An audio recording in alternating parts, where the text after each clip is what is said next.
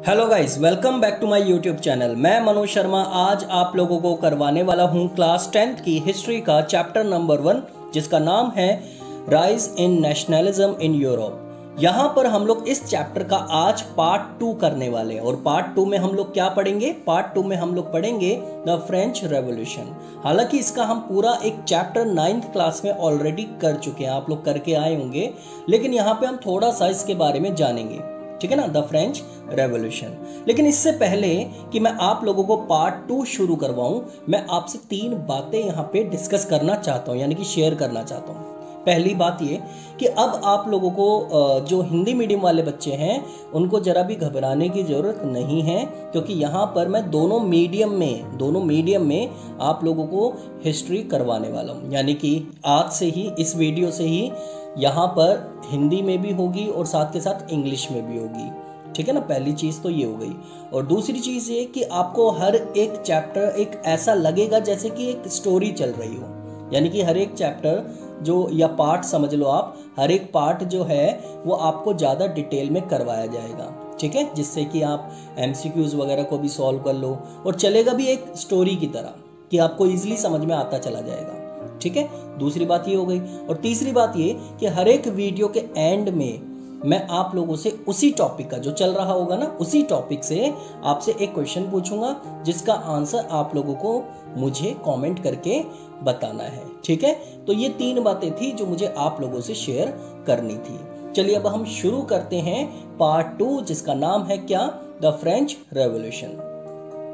1789 में फ्रांस में राजा महाराजा का शासन चल रहा था। राजा महाराजा मतलब मोनार्की सिस्टम चल रहा था और लोग जो है ना इससे काफी परेशान हो चुके थे। तो इससे हुआ क्या? फ्रेंच रेवोल्यूशन स्टार्ट हुआ कब? 1789 में ही लोगों ने विरोध करना शुरू कर दिया। किसका? मोनार्की सिस्टम का, यानी कि राजा महाराजा को जो शासन चल रहा था ना, लोगों ने उसका विरोध करना शुरू किया।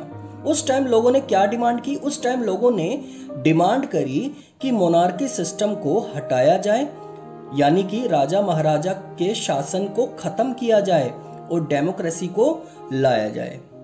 यहीं से यूरोप में नेशनलिज्म यानी कि राष्ट्रवाद का फर्स्ट एक्सप्रेशन 1789 में फ्रांस में फ्रेंच रेवोल्यूशन से शुरू हुआ। यानी कि आप देख सकते हो यहाँ पे फ्रेंच रेवोल्यूशन जब हो चुका था, ठीक है ना, वहां पे राजा महाराजा का जब विद्रोह होना शुरू हो गया, विरोध होना शुरू हो गया, तो उसके बाद अब हम पढ़ने वाले हैं कि फ्रेंच रेवोल्यूशन के बाद क्या क्या चेंजेस देखने को मिले, ठीक है। तो फ्रेंच रेवोल्यूशन के टाइम कुछ चेंजेस आए, वो चेंजेस हम अब देख लेते हैं कि वो चेंजेस क्या है। सबसे पहला पॉइंट, पावर का ट्रांसफर हुआ। कहां से? मोनार्की मतलब राजा महाराजा से कॉमन पीपल में, यानी कि कॉमन लोगों में पावर का क्या हो गया? ट्रांसफर हो गया। यानी कि पहले राजा महाराजा का शासन था, अब वो तो खत्म हो गया, क्योंकि कब खत्म हो गया? फ्रेंच रेवोल्यूशन के टाइम पर। अब उसमें चेंज क्या निकल के आया कि भाई अब जो पावर है वो ट्रांसफर हो जाएगी। कहाँ से? राजा महाराजा से अब कॉमन पीपल में वो पावर आ चुकी है। यानी कि अब जो पावर राजा महाराजा में होती थी, अब वो ट्रांसफर होके किस में आ गई? कॉमन पीपल में, ठीक है। उसके बाद क्या चेंज हुआ? यानी कि हम क्या पढ़ रहे हैं? वैसे हम पढ़ रहे हैं फ्रेंच रेवोल्यूशन के दौरान क्या क्या चेंजेस हुए। यानी कि जब उनकी डिमांड, यानी कि जो भी फ्रेंच पीपल ने जो भी डिमांड करी थी वहां पर, तो वो डिमांड तो फुलफिल हो गई। अब फुलफिल होने के बाद यानी कि मोनार्की सिस्टम हट गया, खत्म हो गया। अब उसके बाद क्या क्या चेंजेस हुए वो हम पढ़ रहे हैं, ठीक है ना। तो सेकंड चेंज क्या देखने को मिला? सेकंड चेंज, यहां पर इन लोगों ने एक नया झंडा यानी कि नया फ्लैग लेकर आ गए, जो कि ट्राई कलर का था, यानी कि 3 रंग का था, ठीक है। ये दूसरा चेंज था जो फ्रेंच रेवोल्यूशन में देखने को मिला। उसके बाद थर्ड चेंज जो था वो ये था, थर्ड इन लोगों ने क्या किया? फ्रेंच को इन्होंने नेशनल लैंग्वेज बना दिया। यानी कि फ्रेंच जो है ना उसको उन्होंने क्या बना दिया? नेशनल लैंग्वेज बना दिया, घोषित कर दिया। उसके बाद क्या हुआ? न्यू नेशनल एंथम कंपोज्ड किया और शपथ भी ले ली, यानी कि कस्में वादे भी कर लिए। किसके लिए? अपने देश के लिए, अपनी कंट्री के लिए। ठीक है, यानी कि एक उन्होंने एक अपना नेशनल एंथम बना दिया और साथ ही साथ उन्होंने अपने देश के लिए क्या कर दी, कस्में खा ली। ठीक है, उसके बाद नंबर 5 में क्या हुआ चेंज, नंबर 5 में क्या हुआ, इन लोगों ने कि सोसाइटी फ्रांस में इस समय 3 हिस्से में बटी हुई थी। यानी कि उस टाइम की अगर हम बात करें तो फ्रांस में सोसाइटी उस टाइम पे 3 हिस्सों में बटी हुई थी। ठीक है, तो जो कॉमन पीपल है ना, उन लोगों ने अपने ही एस्टेट से एस्टेट जर्नल इलेक्ट किया और एस्टेट का नाम नेशनल असेंबली रख दिया। यानी कि हम लोगों ने 9th क्लास में पढ़ा हुआ था 3 स्टेट में बटी हुई थी ना चीजें। अब उन्होंने क्या किया, स्टेट से बदलकर वहीं से अपने स्टेट से स्टेट जनरल अपॉइंट कर दिया, इलेक्ट कर दिया और उसका नाम यानी कि स्टेट का नाम बदलकर क्या रख दिया, नेशनल असेंबली रख दिया।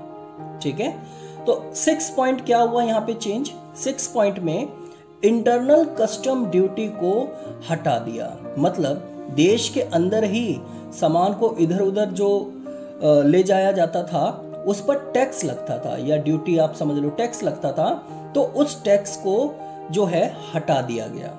ठीक है ना, ये मेजर चेंजेस हैं। कब, during French revolution, French revolution के दौरान ये कुछ मेजर चेंजेस देखने को मिले। उसके बाद क्या चेंज देखने को मिला, फ्रेंच आर्मी ने सोचा कि हम लोगों को अब डेमोक्रेसी मिल गई है, यानी कि अब हम लोगों राजा महाराजा का शासन अब खत्म हो चुका है, यानी कि हम लोग आजाद हैं। तो ये जो नेशनलिज्म का आइडिया है, यानी कि अपने देश के प्रति जो प्रेम की भावना है, जो निष्ठा है, समर्पण है, तो ये जो नेशनलिज्म का आइडिया है यानी कि राष्ट्रवाद, अपने देश के प्रति प्यार और निष्ठा, ये वाला जो आइडिया है हमारे पास है, तो ये हम खुद नहीं रखेंगे। फ्रांस में इसका पूरे यूरोप में ढिंडोरा पीटेंगे। फ्रांस ने सोचा कि भैया अब हम ये जो आइडिया है ना, जैसे कि राजा महाराजा का शासन अब खत्म हो चुका है, तो इस आइडिया को हम लोग अपने तक ही सीमित क्यों रखें भाई, ये तो अच्छी बात है ना। हम चाहेंगे कि पूरे यूरोप से ही राजा महाराजा का सिस्टम खत्म हो जाए। तो उन्होंने क्या किया कि इस रेवोल्यूशन को पूरे यूरोप में फैलाना शुरू कर दिया। ठीक है ना, यानी कि ये जो आइडिया है किसका, नेशनलिज्म का, अपने देश के प्रति प्यार का। तो ढिंडोरा पीटेंगे मतलब पूरे यूरोप में ये आइडिया फैलाएंगे। ठीक है, यूरोप में, क्योंकि फ्रांस में तो हो ही गया था, फ्रेंच रेवोल्यूशन से स्टार्ट तो हो ही गया था, लेकिन अब वो क्या सोच रहे थे लोग, अब वो ये सोच रहे थे कि भैया हम यहीं तक क्यों सीमित रहे, हम इस चीज को यानी कि नेशनलिज्म के आइडिया को पूरे यूरोप में फैला देंगे। ठीक है ना, ताकि सबका भला हो, सिर्फ हम अपने भले के बारे में क्यों सोचें, सभी से हटेगा ना फिर तो राजा महाराजा का सिस्टम। तो आगे क्या हुआ, सब कुछ अच्छा ही चल रहा था, सब कुछ अच्छा चल रहा था और बहुत से लोग, काफी लोग खुश थे, एंजॉय कर रहे थे, मजे कर रहे थे आराम से। ठीक है ना, तभी उस टाइम नेपोलियन ने अपनी एंट्री मार दी। टेणे टेणे टेणे टेणे टेणे टेणे, नेपोलियन ने वहां पे एंट्री अपनी मार दी। अब नेपोलियन ने कहा, देखा बेटा लोग, आप लोगों ने 1789 से लेके अब तक काफी मजे कर लिए, काफी आपने डेमोक्रेसी खेल लिया, अब यहाँ पे ऐसा नहीं चलेगा। यानी कि नेपोलियन ने क्या किया, जितने भी पॉलिटिकल चीजें थी उस पे अपना कंट्रोल कर लिया, यानी कि वहां पे अपना कब्जा कर लिया। किसने, नेपोलियन ने। तो सब कुछ अच्छा ही चल रहा था, मतलब वहां पे उस टाइम पे लोग एंजॉय कर रहे थे, लेकिन एंट्री मार दी किसने, विलन की एंट्री हो गई यहाँ पे, किसकी, नेपोलियन की। नेपोलियन ने बोला बस बहुत खेल लिया तुम लोगों ने डेमोक्रेसी के साथ, बहुत मजे ले लिए, अब मेरा राज शुरू होगा। कब से, 1799, यानी कि 1789 में फ्रेंच रेवोल्यूशन हो गया था और उसके 10 साल बाद एंट्री मार दी किसने, नेपोलियन ने। ठीक है ना, अब यानी 1799 से नेपोलियन का राज जो है वो शुरू हो गया। और इसका राज कब तक चला ये भी आप समझो, कब तक चला, 1799 से लेके 1815 तक, यानी कि 1799 से 1815 तक नेपोलियन का यहाँ पे राज चलना शुरू हो गया। नेपोलियन ने आखिर क्या किया? नेपोलियन ने क्या क्या किया हम वो समझ लेते हैं। क्योंकि उसने 1799 से 1815 तक राज किया है, तो नेपोलियन इस बीच एक कोड लेकर आया जिसका नाम था क्या? Civil code. यानी कि नेपोलियन ने, अब देखो, जब राज किया उसने 1799 से लेके 1815 तक, तो कुछ तो किया होगा ना इसने। अब वो क्या लेकर आया? एक कोड लेकर आया। समझ लेते हैं कि वो कोड क्या है। सिविल, जिसे हम जानते हैं सिविल कोड ऑफ 1804, यानी कि ये कोड जो वो लेकर आया था ना 1804 में ही लेकर आया था, और उसने उसका नाम क्या पड़ गया? Civil code of 1804। और इसे हम नेपोलियन कोड भी कहते हैं, क्योंकि ये बात गलत थोड़ी ना होगी कहना, क्योंकि बनाया ही उसने था, तो इसलिए उसी के नाम से इस कोड का भी नाम पड़ गया, नेपोलियन कोड या फिर नेपोलियन रूल। ठीक है। अब सिविल कोड ऑफ 1804 को नेपोलियन कोड भी बोला जाता है, क्योंकि ये कोड नेपोलियन लाया था इसलिए। क्या क्या था इस सिविल कोड 1804 में, मतलब इसके आने से क्या क्या हुआ वो हम देख लेते हैं। अब देखो, नेपोलियन जब ये कोड लेकर आया ना, तो इसमें कुछ अच्छी बातें भी थी और कुछ खराब बातें भी थी। तो पहले हम इसकी कुछ अच्छी बातों को समझ लेते हैं कि उसने अच्छा क्या क्या किया। ठीक है ना। उसके बाद हम देखेंगे कि उसने खराब चीजें क्या करी, यानी कि हम पॉजिटिव चीजें भी देखेंगे और नेगेटिव चीजें भी देखेंगे। सबसे पहले फर्स्ट पॉइंट, उसने सबसे पहला काम क्या किया? उसने ये घोषित कर दिया कि कानून की नजर में सब बराबर हो गए। मतलब चाहे अमीर हो या गरीब, सबके लिए कानून क्या है? बराबर है। ये यानी कि एक अच्छी बात है। अच्छी बात है ना कि भाई अब अमीर वगैरह गरीब वगैरह अब सारे इक्वल हो गए। किसकी नजरों में? कानून की नजरों में। तो ये एक इसने अच्छी बात करी। ठीक है ना। सेकंड चीज उसने क्या अच्छी करी? सबके पास जो भी प्रॉपर्टी है उसका अधिकार होना चाहिए। यानी कि ये भी एक अच्छी चीज है। भाई आपके पास अगर प्रॉपर्टी है तो उसका राइट तो होना चाहिए ना आपके पास। ठीक है ना। तो उसने क्या करा कि यहां पर ये चीज लेकर आया कि आपके पास अगर प्रॉपर्टी है तो उसका राइट भी आपके पास होना चाहिए। होना चाहिए मतलब आपके पास डॉक्यूमेंटल कुछ ऐसी चीजें होनी चाहिए जिससे ये प्रूव हो सके। ठीक है ना। तो ये भी एक अच्छा पॉइंट था जो उसने किया यहाँ पे। ठीक है। और तीसरा जो पॉइंट है उसमें उसके बाद उसने क्या किया? जमींदारी सिस्टम जो होता है ना, यानी कि जो लोग गुलामी की तरह काम करते हैं, उसको खत्म किया गया। ये भी बहुत बढ़िया बात कर दी इसने। यानी कि जो लोग गुलामी की तरह काम करते हैं उनको इस चीज से मुक्ति दिला दी। ठीक है ना। मुक्ति दिला दी कि भैया अब आप ऐसे नहीं करोगे। तो ये भी सिस्टम इसने खत्म कर दिया, जमींदारी वाला जो होता था। ठीक है ना। ये भी एक अच्छी बात थी। उसके बाद क्या हुआ? किसानों को गुलामी से फ्री कर दिया गया। किसानों को गुलामी से क्या कर दिया गया? फ्री कर दिया गया। मतलब पहले क्या होता था कि किसान अपर क्लास के लोगों के लिए मजबूरी या गुलामी में काम करते थे। तो इस सिस्टम को इस नेपोलियन रूल के अंदर क्या कर दिया गया? खत्म कर दिया गया। ठीक है ना। अब किसानों को थोड़ी सी राहत मिल गई कि भैया अब ऐसा नहीं होगा हमारे साथ अन्याय। ठीक है ना। अब हम किसी की गुलाम बन के काम नहीं कर पाएंगे। ठीक है ना। उसके बाद क्या हुआ कि गिल्ड रेस्ट्रिक्शंस को हटा दिया गया। मतलब इससे फायदा क्या हुआ? इससे फायदा यह हुआ कि अब लोग फ्रीली ट्रेड कर सकते हैं। यानी कि पहले ट्रेड करने में काफी रेस्ट्रिक्शंस होती थी कि आप इधर ट्रेड नहीं कर सकते, आप उधर ट्रेड नहीं कर सकते। लेकिन इसने क्या करा कि जो रेस्ट्रिक्शंस होती थी ना उसे हटा दिया। इस कोड के अंदर रेस्ट्रिक्शंस को हटा दिया गया। कौन सी रेस्ट्रिक्शंस? जो ट्रेड करने के टाइम पे होती थी। ठीक है ना। अब लोग आराम से अपना माल इधर उधर बेच सकते हैं, यानी कि ट्रेड कर सकते हैं, व्यापार कर सकते हैं। कोई प्रॉब्लम उन्हें नहीं होगी, रेस्ट्रिक्शंस उन्हें कोई नहीं होगी। ठीक है ना। उसके बाद ट्रांसपोर्टेशन एंड कम्युनिकेशन सिस्टम को इंप्रूव किया गया। यानी कि नेपोलियन ने यह भी एक बहुत अच्छा काम किया। क्या? कि जो भी ट्रांसपोर्टेशन सिस्टम है और कम्युनिकेशन सिस्टम है उसको क्या कर दिया गया? इंप्रूव कर दिया गया। ठीक है ना। तो ये भी एक इसने क्या किया? अच्छा काम किया। चलो ये तो थी उसकी कुछ पॉजिटिव चीजें जो इस सिविल कोड में उसने की रखी। ठीक है ना। अब बात कर लेते हैं इसके कुछ ड्रॉबैक्स भी थे, यानी कि कुछ कमियां भी, या फिर ये कह सकते हैं कि कुछ नेगेटिव चीजें भी थी। चलिए देखते हैं वो नेगेटिव चीजें क्या है। फर्स्ट पॉइंट में इंक्रीज टैक्स, यानी कि इसने क्या किया, टैक्स को बढ़ा दिया। गलत बात है ये कि भैया एक तरफ तो आप रेस्ट्रिक्शंस को हटा रहे हो और दूसरी तरफ आप टैक्स को बढ़ा रहे हो, तो ये तो गलत चीज है, ठीक है ना। तो यहाँ पे ये चीज देखने को मिली। और उसके बाद सेंसरशिप व इम्पोज्ड, मतलब अगर कोई भी नेपोलियन के खिलाफ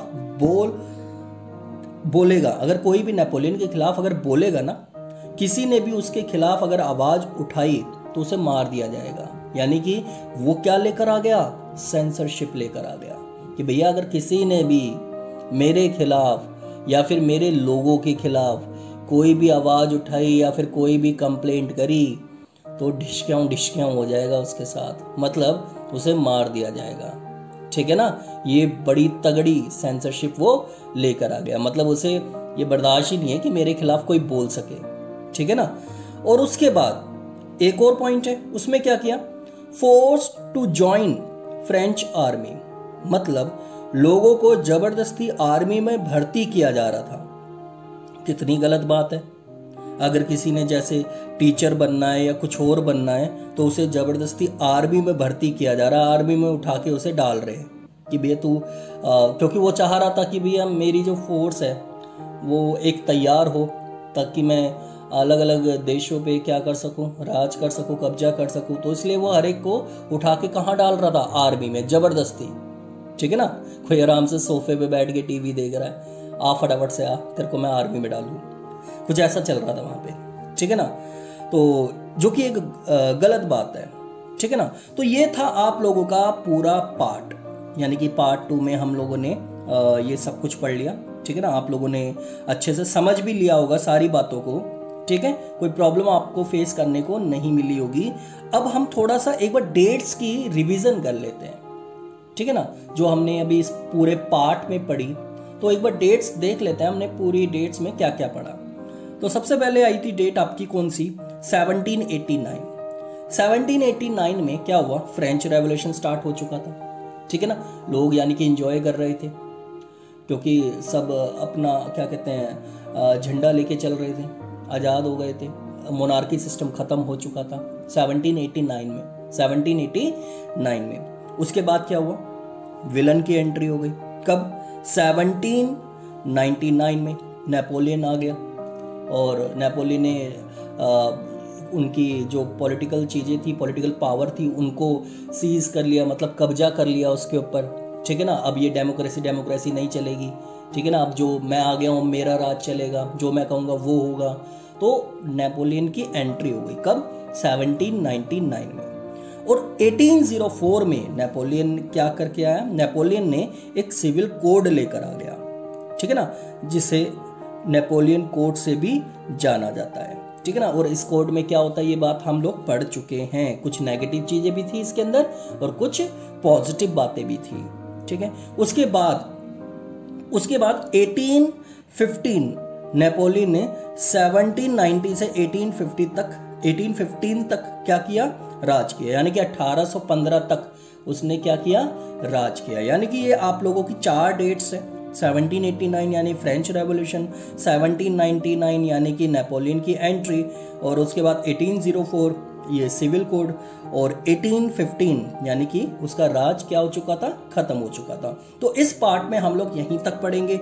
अब इसके बाद हम क्या करेंगे, इसके बाद हम अगले पार्ट में देखेंगे कि 1815 के आगे क्या हुआ, यानी कि 1815 के बाद क्या देखने को मिला, यानी कि क्या हुआ उसके बाद, ठीक है। यानी कि जब नेपोलियन का राज खत्म हो गया उसके बाद क्या हुआ, ठीक है। तो आज के पार्ट में इतना ही काफी है, ठीक है। लेकिन उससे पहले अब क्योंकि ये पार्ट खत्म हो चुका है तो मैंने जैसा कि आप लोगों को कहा था कि एक आपसे मैं क्वेश्चन पूछूंगा, तो आप चलिए अब मेरे को बताइए कि वो क्वेश्चन जो मैं आपसे पूछ रहा हूँ उसका आंसर आप लोगों ने मुझे कमेंट करके बताना है, ठीक है।